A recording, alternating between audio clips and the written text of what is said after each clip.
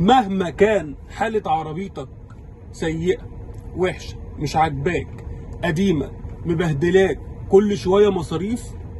حاول تحبها، تصرف عليها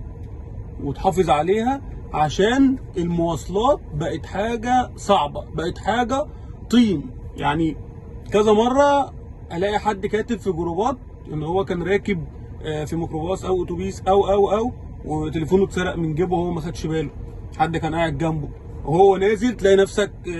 لابس طقم نضيف ورايح الشغل بتاعك، تشبك في مسمار وانت نازل يقطع لك قميص انت لسه جايبه جديد، تلاقي نفسك بقى مش عارف ترجع تاني تروح عشان انت مش هينفع تروح الشغل كده، ولا تزعل على القميص نفسه اللي انت لسه جايبه امبارح، ولا تعمل ايه. فقيس بقى على كده التكاتك، تلاقي نفسك انت عايز تركب توك توك من هنا لغايه اول الشارع اللي هي مسافه ما تجيش دقيقتين، تلاقيه عايز منك رقم يجيب لك موبايل جديد. يعني ده في التكاتك، وغير بقى البهدله بتاعت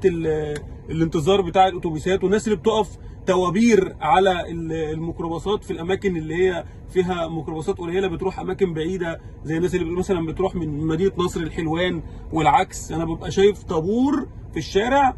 زي من هنا ومحطتين قدام، الناس واقفه لاين مظبوط محترم ورا بعضيه. فانت لو معاك عربيه وربنا كرمك، مهما كانت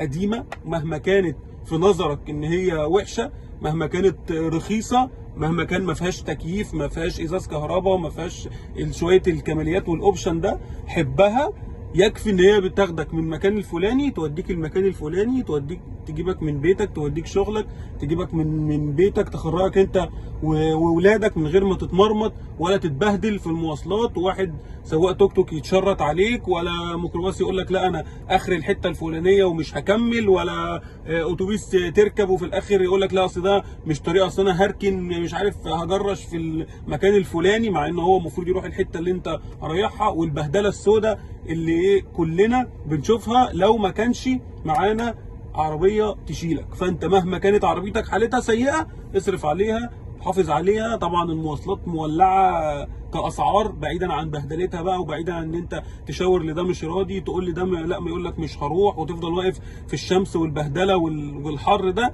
غير ان هي يعني انت لو ماشي انت واربع افراد او خمس افراد من اسرتك عشان تركب مواصلات على الارتفاع الاجره اللي تحول مره واحده بعد زياده كم مره بنزين، يخليك لو جمعتهم كده وحطيتهم على بعضيهم واتصرفت تجيب عربيه. من الاسعار اللي انا بسمعها من المواصلات بالنسبه للميكروباصات والتكاتك وكده والتاكسيات والكلام ده. فانت حافظ على عربيتك مهما كانت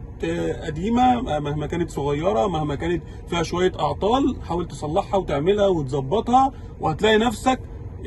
مش هتهين نفسك ولا تجري ولا مواصلات ولا تتصرف في عربيتك ولا تبيعها، الا لو انت عندك البديل، او في عربيه تانية هتشتريها، او جبت عربيه تانية ودي هتتصرف فيها مش محتاجها، او عندك واحده تانية غيرها موجوده في البيت ودي مش محتاجها، ساعتها بيعها. لكن ما تتصرفش في عربيتك وترمي نفسك في حضن المواصلات عشان بس العربيه فيها شويه اعطال، او عشان الصيانه غليت شويه، او عشان قطع الغيار غليت شويه. لا، يعني ده ما يجيش حاجه مقارنه ببهدلتك ومرمطتك قصاد المواصلات، وتتحايل على التوك توك ده، وتتحايل على الميكروباص ده، وتتحايل على الاتوبيس ده، وبهدله وسرقه موبايلات وسرقه فلوس ومحافظ والكلام ده. فانت حافظ على عربيتك واقنيها كده، وايا كان اللي فيها، مفيش حد عربيته مش محتاجه مصاريف، حتى لو كانت زيرو بتصرف. فانت يعني ايه، تعايش مع الموضوع وحافظ عليها، عشان المواصلات بقت حاجه طين.